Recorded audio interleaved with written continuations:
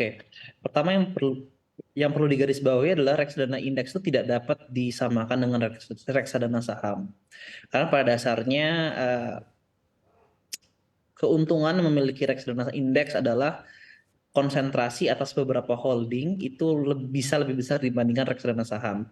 Sehingga apabila terjadi peningkatan harga atas satu saham yang secara signifikan, keuntungan atas portofolio juga sangat meningkat. Jadi yang penting untuk mengetahui reksadana indeks adalah style dan faktor reksadana indeks tersebut dan kecenderungan situasi mana atau apakah dia lebih siklikal atau non siklikal terhadap pergerakan ekonomi atau pergerakan indeks. Itu dulu satu.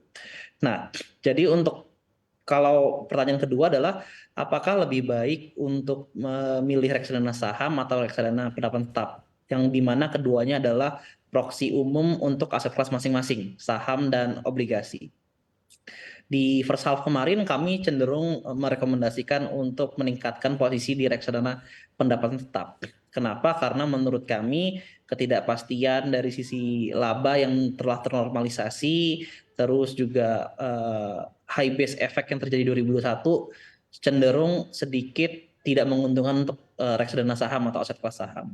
Tapi masuk ke saat ini gitu ya, kami melihat berdasarkan kinerja laba kemarin dan valuasi yang telah tercermin di reksadana saham, risk reward antara aset kelas saham dan aset kelas pendapatan tetap atau obligasi itu menjadi cenderung sama. Nah, di mana keduanya menurut kami itu memiliki potensi yang sama-sama dapat memberikan imbal hasil yang kurang lebih mirip. Nah, sehingga untuk saat ini kami merekomendasi untuk melakukan balance antara keduanya dan apabila memang ada kebutuhan dana baru ditaruh di reksadana pasar uang. Seperti itu sih. Baik, bagaimana dengan ETF? Seperti apa plus minus instrumen ini di tengah kondisi saat ini? Oke, kalau dari sisi kami, Shalendra Capital melihat ETF adalah ETF ini ada dari sisi pengelolaan manajemen tidak ada bedanya. Again, portofolio akan mengikuti dengan apa sih pandangan terhadap manajer investasi dan indeks yang diikuti. Cuman kesulitan konsumen untuk melakukan atau berinvestasi di ETF adalah ETF saat ini di Indonesia sedang mengalami kekurangan infrastrukturnya, di mana tidak banyak broker juga yang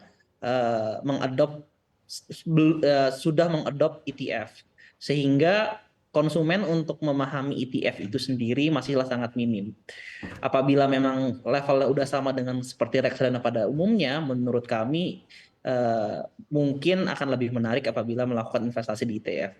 Jadi untuk ETF saat ini menurut kami permasalahannya bukan ada di fitur produknya, tapi lebih akses untuk investasi.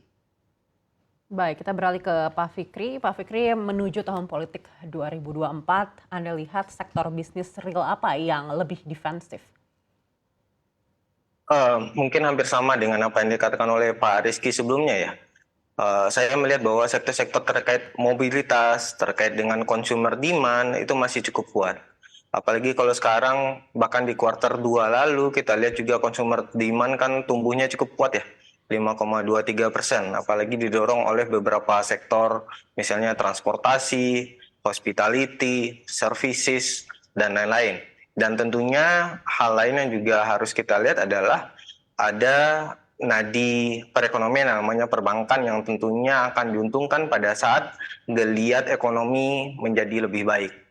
Nah, hal lain yang juga saya pikir akan cukup menarik adalah sektor-sektor yang terkait dengan government. Walaupun mungkin government-nya di tahun 2024 mungkin akan berganti, tetapi pada saat ini ada beberapa sektor seperti infrastruktur, konstruksi yang juga mungkin akan diuntungkan nantinya. Tetapi mengingat ada tahun politik, mungkin ada kehati-hatian untuk government expenditure di situ. Di saat yang sama, pada saat adanya momen politik kan biasanya juga mendorong adanya consumer demand yang lebih tinggi di masyarakat, khususnya mungkin di sektor-sektor media.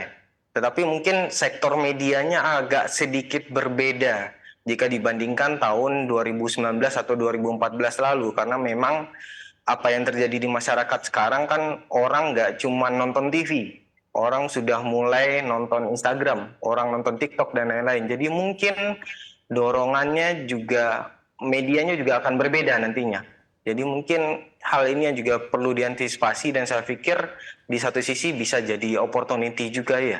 Di samping juga ada sektor yang terkait dengan pemilu, misalnya konveksi dan lain-lain, yang juga saya harap juga akan positif di sisa 2023 ini sampai nanti political seasonnya sudah berakhir.